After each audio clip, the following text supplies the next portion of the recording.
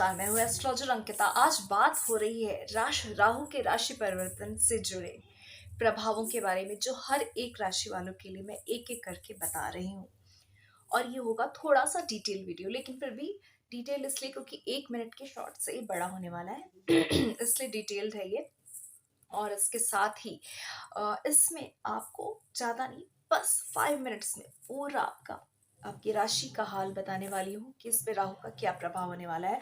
तो 30 अक्टूबर 2023 को राहु पूरे 1.5 साल के लिए राशि परिवर्तन कर रहे हैं। राहु को बहुत ही ज़्यादा मायावी ग्रह माना गया है और ये इतना शक्तिशाली है, खास करके कलयुग में, क्योंकि इसकी अगर माया से आप प्रभावित होते हैं तो ये आपको फर्श से अर्श तक और अर्श से फर्श तक पहुंचा सकता है, इतनी ताकत ये रखता है।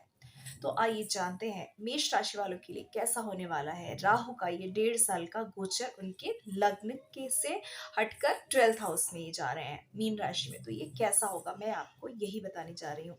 तो सबसे पहले तो ये जान लीजिए कि जब लग्न में आपके 1.5 साल तक राहु बैठे हुए थे तो ये आपको बहुत ही कष्ट दे रहे थे, जैसे मानसिक कष्ट। आपके मेंटली आप बहुत ही ज़्यादा स्ट्रेस्ड फील कर रहे थे, बहुत ज़्यादा आप मन अशांत था, मूड स्विंग होना, एंग्जाइटी, डिप्रेशन आपको फील हो रहा था, बहुत इल्यूजन्स, मन में भ्रम पैदा हो रहे थे, सब राहु की वजह से।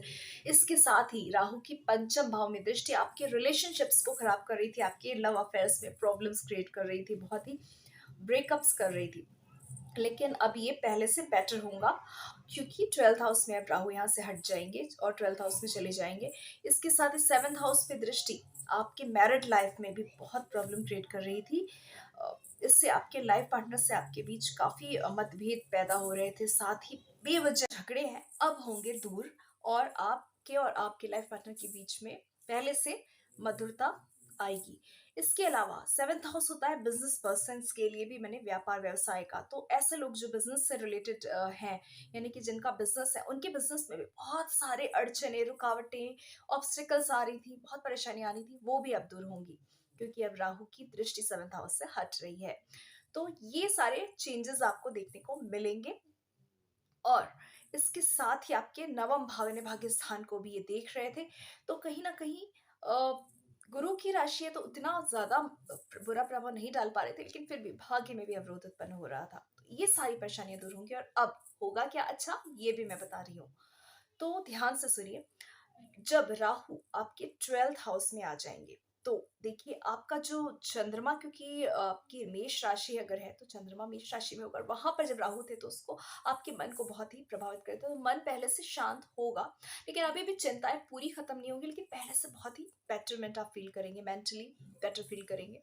इसके बाद राहु की जो दृष्टि है यहाँ पर 5th हाउस पे पड़ रही है, तो पहले भी चंद्रमा पे राहु का प्रभाव यानी माता पर राहु का प्रभाव था, तो माँ को लेके आपको जो बहुत चिंताएं थी वो अभी भी कम नहीं होंगी, क्योंकि 4th हाउस माता का होता है, वहां पर उस हाउस में राहु की दृष्टि जो पड़ रही है, जिसकी वजह से आप थोड़ी टेंशन में रह सकते हैं। माँ की हेल्थ का आपको अपने ध्यान रखना है। इसके अलावा राहु की 7वीं जो दृष्टि है वो 6th हाउस पे पड़ रही है, तो 6th हाउस पे शत्रुओं का नाश तो करेंगे, लेकिन शत्रु को पैदा भी करेंगे। मतलब कहीं ना कहीं से कोई ऐसे लोग जो आपसे राइवरी रखते हैं वो आपको कहीं ना कहीं परेशान कर सकते हैं। इसके अलावा ये कोर्ट कचहरी, कोर्ट केस, मुकदमा, जेल, हॉस्पिटलाइजेशन का भी होता है 12th हाउस व्यय स्थान के अलावा। तो इसलिए आपको इस तरह के लोगों से दूर रहना है, जो आपका अच्छा नहीं सोचते, आपके बारे में बुरा विचार रखते हैं या फिर बुरी मंशा रखते हैं, आपके साथ कुछ खराब कर सकते हैं। इनसे आपको सतर्क होकर रहना है। इसके अलावा राहु की नवम दृष्टि की हम बात कर लेते हैं। नवम दृष्टि जो होती है राहु की, वो होती है 8th हाउस पे आपके पड़ने वाली है, यानी कि 8th हाउस होता है अचानक से कोई अनएक्सपेक्टेड कुछ लाभ मिलने का, कोई छुपी हुई चीजें वो सामने आ सकती हैं, कोई छुपा हुआ कोई सीक्रेट आपको पता चल सकता है, कोई जो बहुत टाइम से आपको नहीं पता था। इसके अलावा 8th हाउस पे दृष्टि आपको किसी तरह के चोट चपेट से भी बहुत ही ज्यादा आपको सतर्क रहने की जरूरत है। कोई एक्सीडेंट वगैरह से आपको बहुत ही सतर्क रहना है। गाड़ी आपको संभल कर चलानी है, ड्राइविंग बहुत संभल कर करनी है। इसके अलावा 8th हाउस में दृष्टि राहु की जो है वो कहीं ना कहीं आपके जो पैतृक संपत्ति जो चल से जुड़ा हुआ कुछ मामला अगर चल रहा था, तो उसमें जो उससे जुड़े हुए शत्रुओं का तो नाश करेगा, लेकिन फिर भी पैतृक संपत्ति को प्राप्त करने में थोड़ी परेशानियाँ आपको आ सकती है, थोड़ी अड़चनें रहेंगी। इसलिए आपको ये ध्यान रखना है कि कोई गलत फैसला ना लें जिससे आपका नुकसान हो।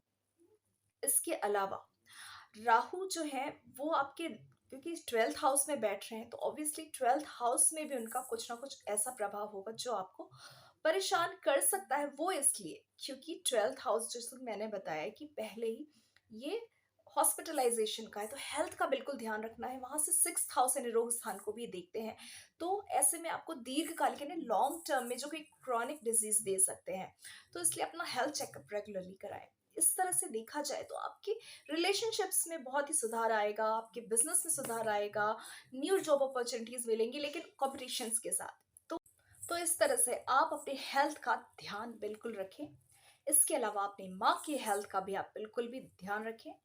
और आप देखेंगे कि आपका ये टाइम काफ़ी अच्छा जाएगा, कोई इतनी परेशानी नहीं आने वाली है, क्योंकि राहु जो है वो कहीं ना कहीं बहुत सारी ऐसी चीज़ें लेकर आता है जो आपके लिए, जिनके लिए फेवरेबल है उनके लिए तो बहुत अच्छा ही करेगा, और जिनके लिए अनफेवरेबल है उनके लिए बहुत बड़ी परेशानियां खड़ा कर सकता है। लेकिन एक बात आप बिल्कुल ध्यान रखिए, ये जो मैं राशिफल बता रही हूँ ये लग्न और राशि दोनों से आप देख सकते हैं, दोनों पे इसका इम्पैक्ट रहेगा, मेष राशि और मेष लग्न वालों के लिए। इसके साथ ही एक और बात, अगर कोई भी आप मैं प्रिडिक्शन देती हूँ तो मतलब राशिफल की, तो उसमें जो भी ग्रह है जिसके बारे में बताया जा रहा है वो आपकी कुंडली में कितना फेवरेबल है, ये भी ध्यान रखने वाली बात है।